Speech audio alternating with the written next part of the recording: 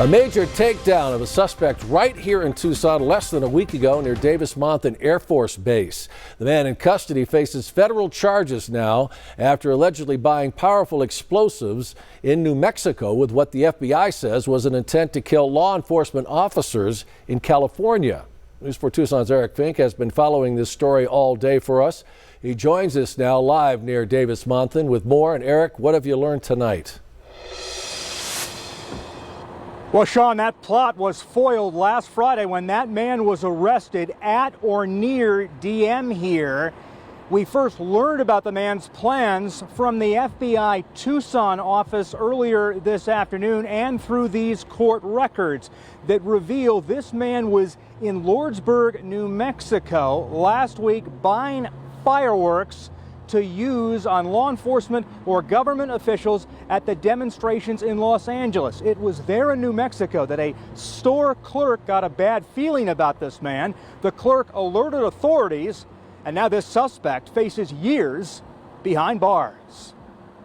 Court documents detail the arrest of 48-year-old Grzegorz Vandenberg.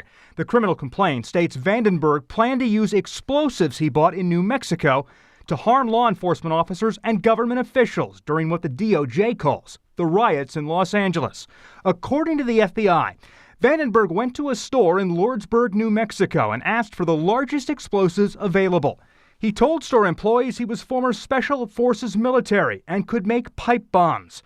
Officials say he bought 6 mortar fireworks, each containing 60 grams of gunpowder and 36 other large fireworks.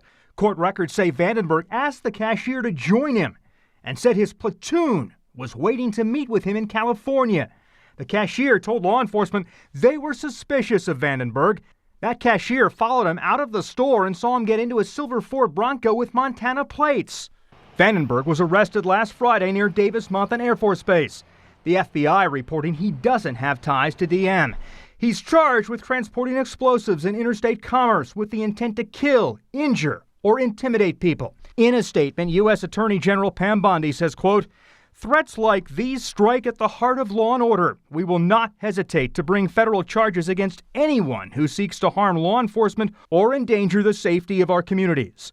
In a separate statement, the FBI special agent in charge of the Albuquerque office said, quote, "Anyone who seeks to turn a lawful demonstration into a stage for violence, especially targeting law enforcement or government officials, poses a serious threat to public safety.